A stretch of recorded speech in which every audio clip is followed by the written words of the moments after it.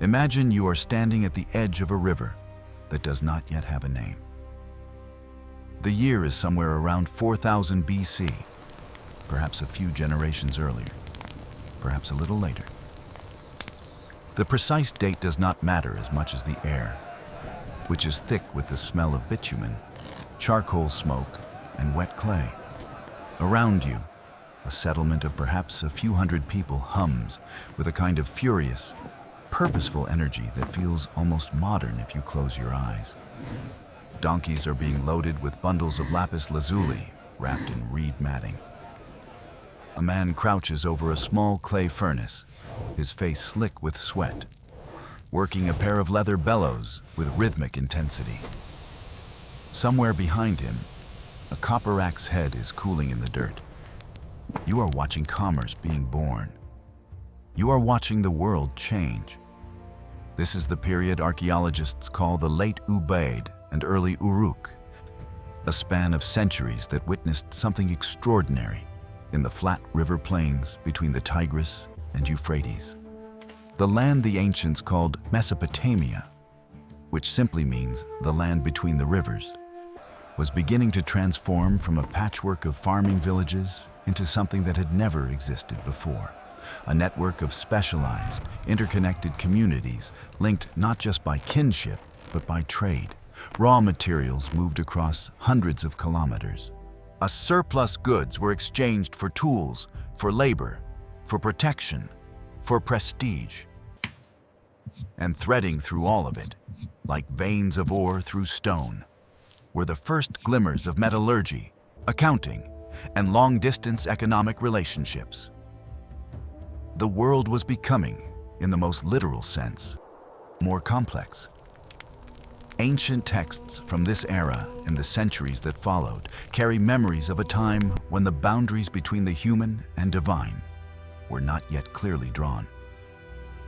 The Book of Enoch, a text preserved in the Ethiopian biblical canon and widely circulated in the ancient Near East, describes a period before the Great Flood when beings called the Watchers descended to Earth and shared forbidden knowledge with humanity. According to this tradition, they revealed the working of metals, the crafting of swords and shields, the cutting of roots, and the knowledge of signs. The Sumerian king list, one of the oldest historical documents we possess, speaks of kings who ruled before the flood, figures of impossible longevity who presided over cities like Eridu and Bad Tabira when civilization was still finding its footing. Whether one reads these accounts as theology, mythology, or cultural memory of a real historical acceleration, they preserve something genuinely interesting. The sense that the people of this era understood themselves to be living through a period of unprecedented transformation, a time when knowledge itself was expanding in ways that felt almost supernatural. What we know from archaeology gives this a concrete foundation. The earliest evidence of copper smelting in the ancient Near East dates to roughly 5000 BC in the Chalcolithic or Copper Age. But it is in the period around 4000 BC that metalworking begins appearing consistently across multiple Mesopotamian and Levantine sites. At sites like Tel El Ubaid and Susa, mere excavations have uncovered copper tools alongside the molds used to cast them. At Arslan Tepe, in what is now eastern Turkey, archaeologists discovered a cache of objects dating to around 3300 BC that included some of the earliest true bronze artifacts ever found. A tin-copper alloy that dramatically improved on pure copper in hardness and durability. The knowledge of how to achieve this alloy and the trade networks required to assemble its components ought to represent one of the most significant technological achievements in human prehistory. Here is what made this so extraordinary. Copper ore was not available everywhere. In Mesopotamia itself, the great alluvial plain offered almost no hard stone and virtually no metal deposits. Everything had to come from somewhere else. Copper ore came from the mountains of Oman, from the Taurus Range in Anatolia, from the hills of the southern Levant. Tin Rarer still, traveled from sources in Afghanistan, perhaps from Iran, possibly from the Caucasus. To produce a single bronze tool in a Mesopotamian workshop around 4000 BC, the raw materials had to pass through dozens of hands, cross mountain ranges and river systems, move along routes that required trust, negotiation, and repeated exchange between communities who may never have met each other. The trade network was the technology, in a sense. The supply chain was as sophisticated as the furnace. Picture what this looked like from the ground. A merchant in a settlement near ancient Eridu, the city the Sumerians considered the oldest on Earth, did not simply walk to a nearby source for his copper. He dealt with intermediaries, communities who controlled passes through mountain terrain, who knew the river crossings, who had relationships with the highland peoples who mined the ore. He paid in grain, perhaps, or in woven textiles, or in the processed bitumen that seeped naturally from the ground in certain parts of Mesopotamia and was valued across the ancient world as a waterproofing material and adhesive. Clay tablets from slightly later periods, dating to around 3100 BC, record these transactions in the world's earliest writing. But the economic logic they describe was already operational by 4000 BC, centuries before anyone thought to write it down. Obsidian tells a similar story. This volcanic glass, due prized for its extraordinary sharpness and used for cutting tools and ceremonial objects, was being traded across enormous distances as far back as 8000 BC in the Neolithic period. By 4000 BC, obsidian from sources in Anatolia was regularly appearing at sites throughout the Levant and Mesopotamia, hundreds of kilometers from its origin. Archaeologists can trace obsidian with remarkable precision because the chemical signature of each volcanic source is unique, allowing them to match a fragment found in an ancient midden in Iraq to the specific mountain in Turkey where it was quarried. These chemical fingerprints tell us that trade routes were not random or incidental. They were established, repeated, and maintained over generations. Lapis lazuli is perhaps the most evocative example.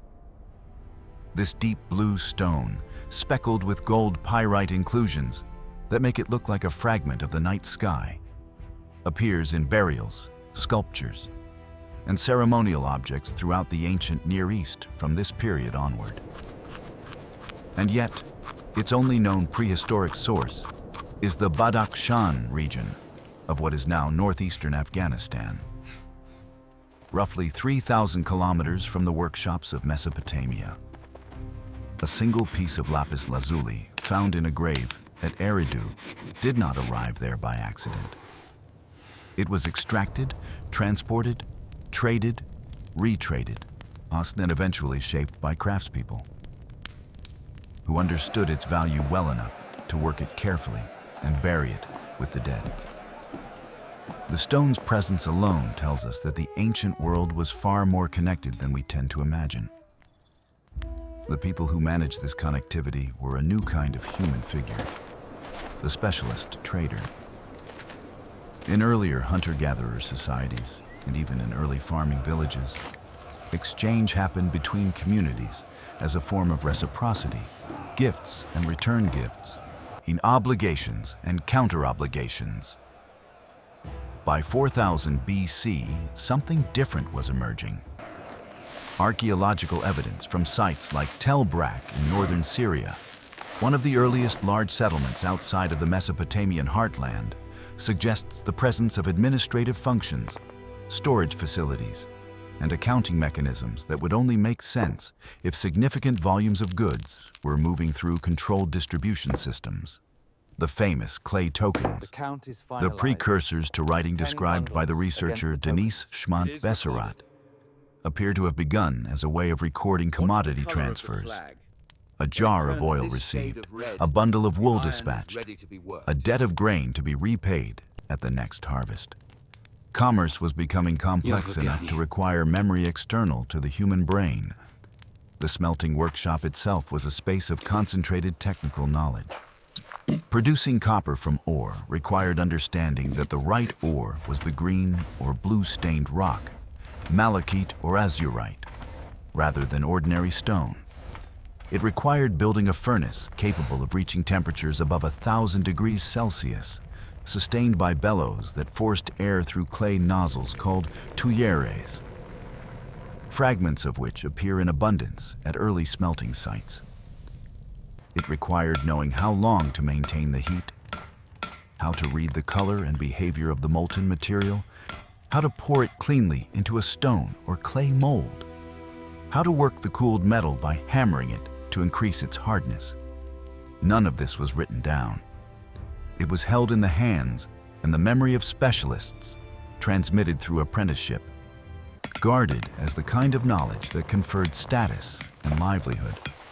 The Book of Enoch's description of watchers teaching the working of metals to humanity is, in this light, an extraordinarily apt metaphor for what actually happened. The spread of metallurgical knowledge across the ancient Near East did not happen through independent invention at dozens of separate sites. It spread through human contact, through teachers and students, through craftspeople who traveled with their skills, through the slow percolation of technique along trade routes. When ancient writers describe this as a gift from divine beings, they may have been capturing something real about the experience. This knowledge did not feel like something ordinary humans had figured out on their own.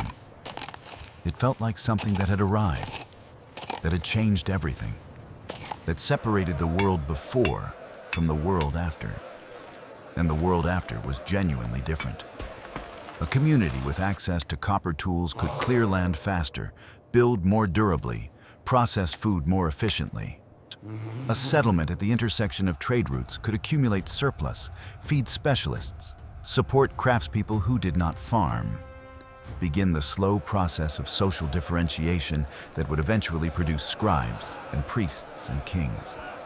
The Uruk period, which overlaps with and follows the era we are exploring, saw the first true cities emerge in southern Mesopotamia, with populations of tens of thousands, with monumental temple complexes, with bureaucracies sophisticated enough to manage grain storage and labor allocation for entire regions.